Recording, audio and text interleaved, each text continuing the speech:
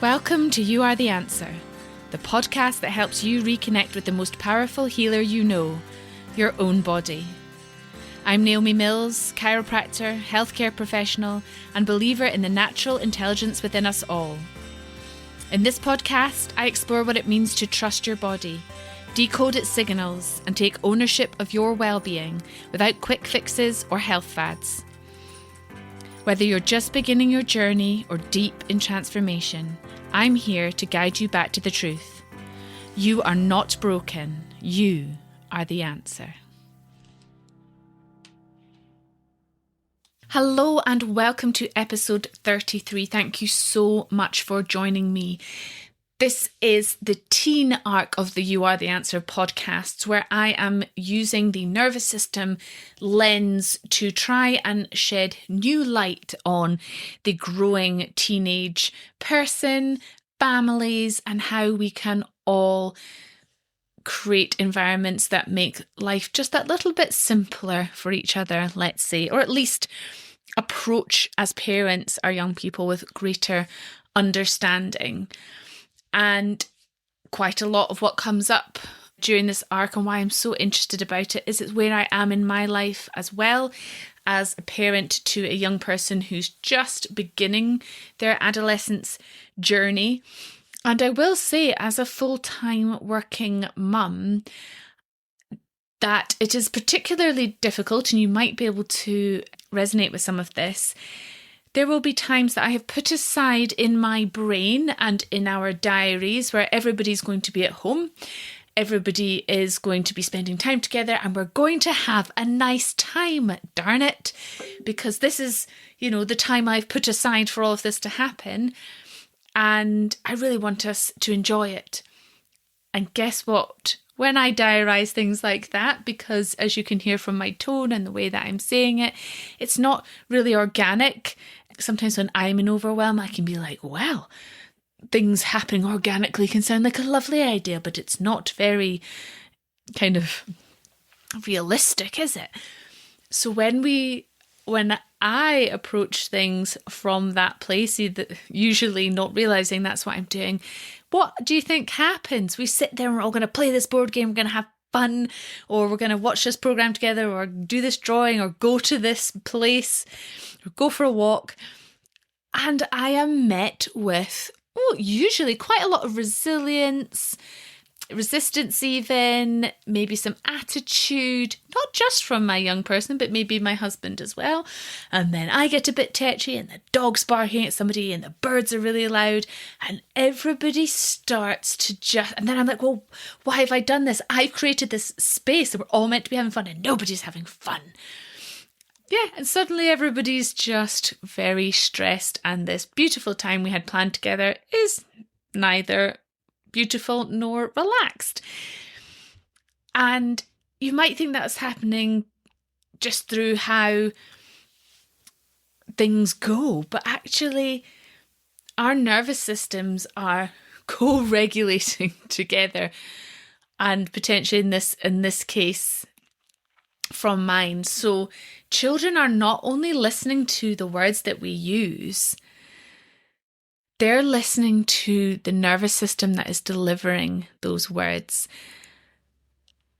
And actually, one of my favourite pieces of research from Brené Brown was that our children do what we show them, not what we tell them, which is another terrifying but very true piece of information, that if we show our children that we don't slow down and we don't relax, we don't take care of ourselves, but we tell them to do it, guess what? They don't do it either. And so today I want to delve into co-regulation in borrowed calm.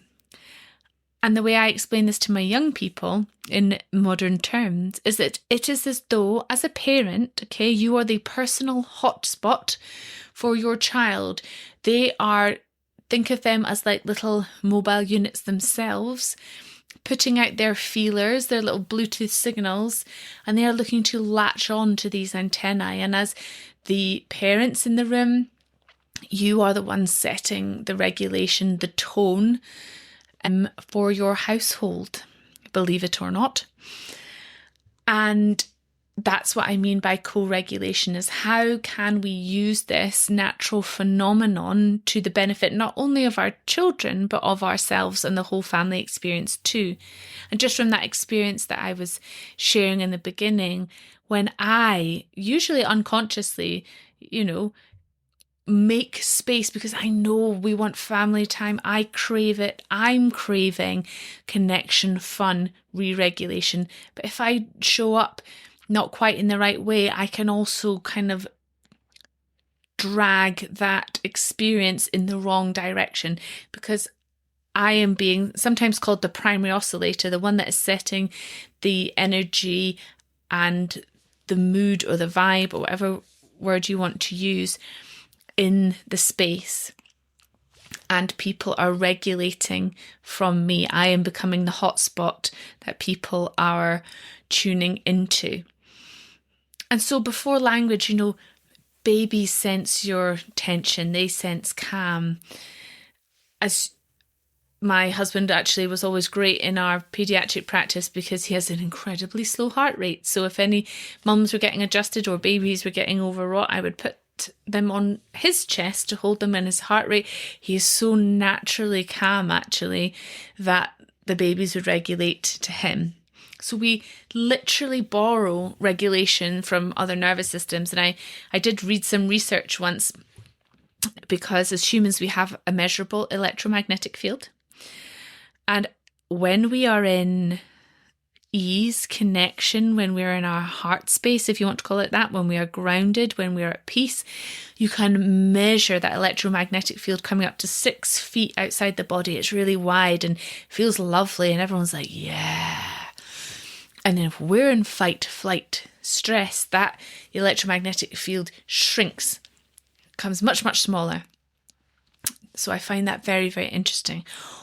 And some of this came from the Heart Maths Institute in America, and they found that we actually co-regulate, so we can share our electromagnetic fields and influence electromagnetic fields with dogs and with horses, which might be why we as human beings have such an affinity with these particular animals. And I, for one, do love an Instagram video of, the horse healing. That's why horses work so much with people with disabilities. They're very intuitive, they're very in tune. And so co-regulation and us tuning into each other is something that exists in nature. And once we can understand it and use it to our intended advantage instead of unintended disadvantage, it's really helpful for our nervous systems. And to put it back into the context of parenting, you will all have seen it or been in it where a child is really challenging you. And if you lose it with the child, well, all hell might break loose. And sometimes the only way to get through is to get really calm and to get really slow. And that is a way to keep the child and the whole situation within a certain more positive bound, because especially when the child's incredibly dysregulated and potentially going into so I work with a lot of neurodiverse children, into either self-harming or just losing their ability to be in control in that situation.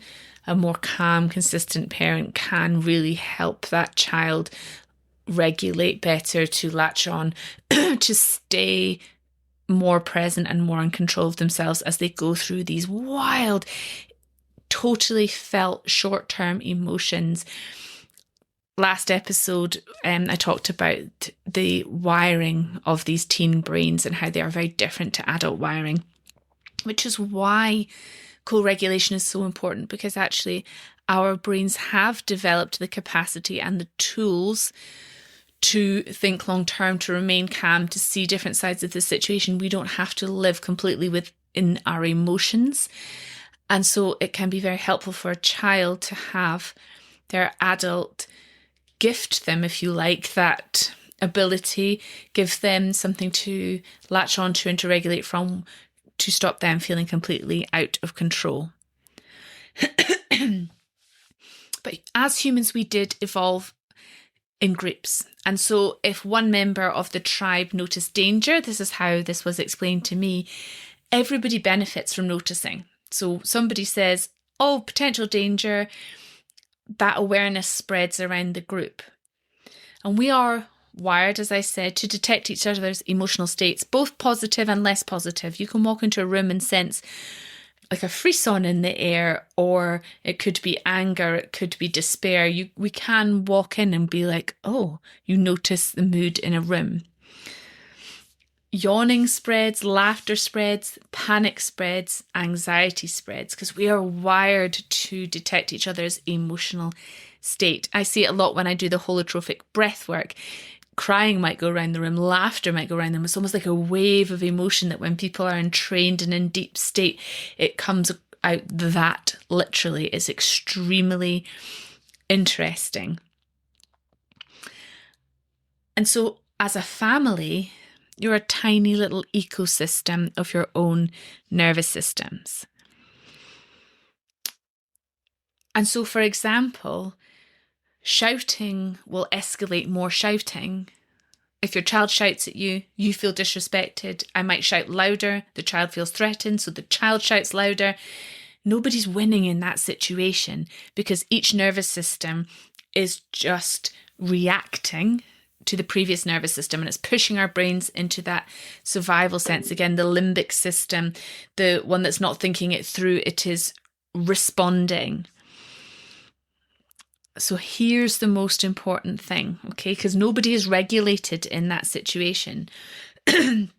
Because a dysregulated nervous system cannot create regulation in another nervous system.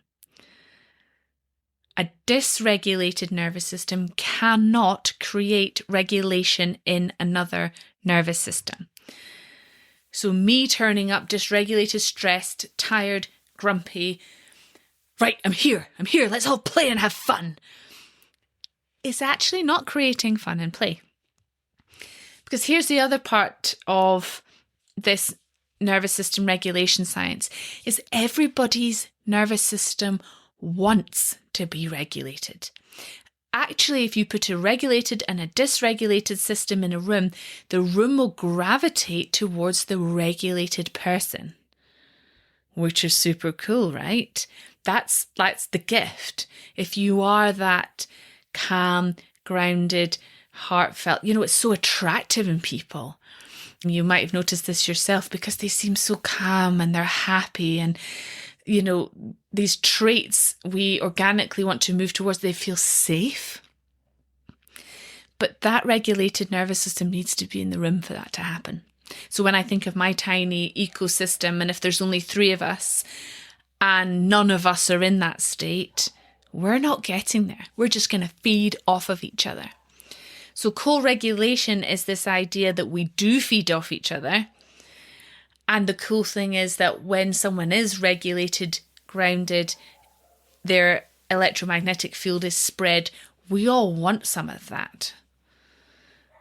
But it has to be there in the first place in order for this to happen. So I gave an example last time about when I gave my daughter some feedback. But what she experienced was both her parents being unhappy with her. She experienced threat, thinks she's not good enough, I'm disappointing you. She goes into fight, flight, freeze. We saw that reaction. We got annoyed with her. She experiences more threat, and you get stuck in this cycle. And what we were seeing was her attitude of fight, flight, or freeze, but she was experiencing fear, and there's a huge distinction there. And now with that little bit of insight, with that little bit of knowledge, as the more developed human, brain structure-wise, experience-wise, age-wise, I could now revisit that experience, hopefully in real time, and see myself as this safe anchor point for her, where we remove the shame of getting stuck in a cycle, because I certainly feel this as a parent, and then thinking we're doing something wrong, or it's our fault, or, something's not right because this is just going round and round and round. But when you learn how to, and practice, because it's not just going to happen overnight, you can practice finding calm in these heightened situations. Because you're never going to be calm all the time, or never stressed or perfect. But when you're in the eye of the storm, you're still able to have one foot on the ground that may bring your whole family back. And I would say it's probably unlikely to work perfectly or even resolve in a way that you think it's going to. But actually you being able to pause, take a breath, ground yourself, helps everybody else's nervous system find a more balanced place to land as well.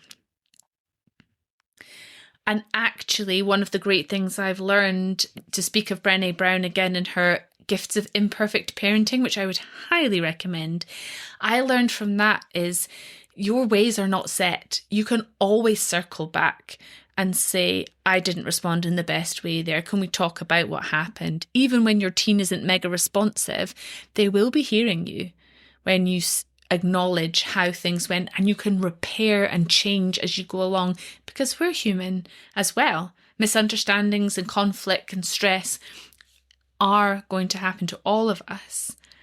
But there's some real magic in being able to repair it too. So I will go back and say, I'm really sorry I shouted at you like that, or can we start again? That's not how I wanted to handle it.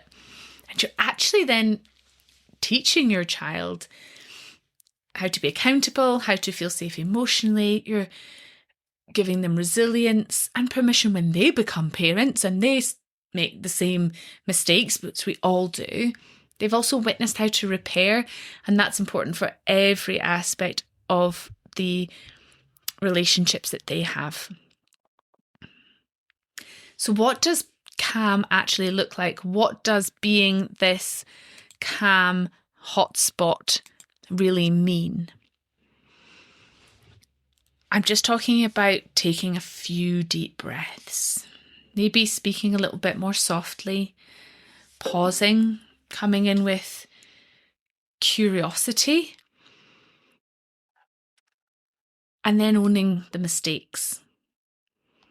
So these are not, you're not a Zen monk, you're not perfectly regulated, you don't have to become something that you are not.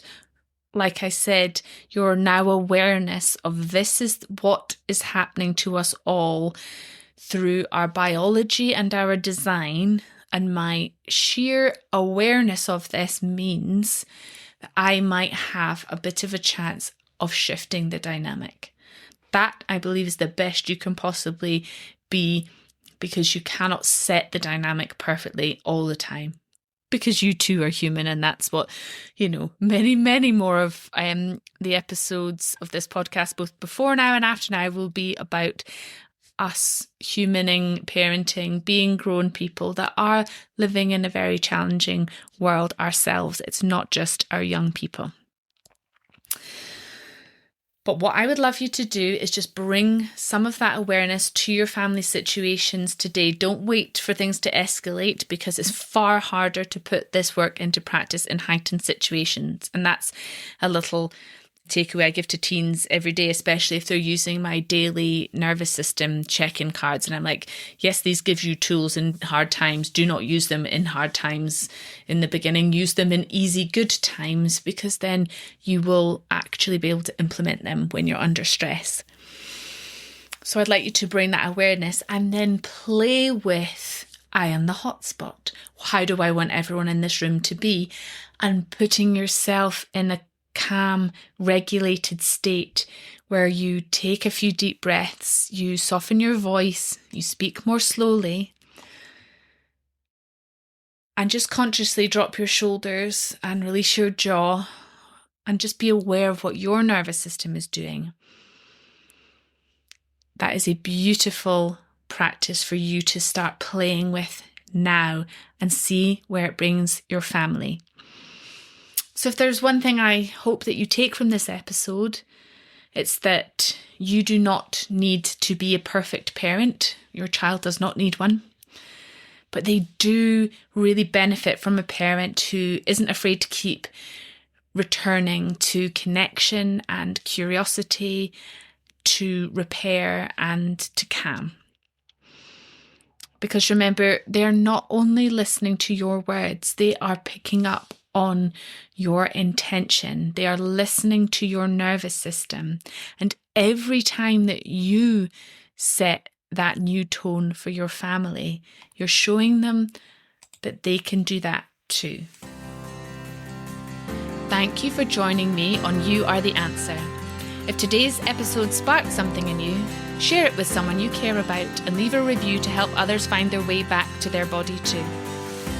For more tools, inspiration and resources to support your journey, head to www.youaretheanswer.co.uk.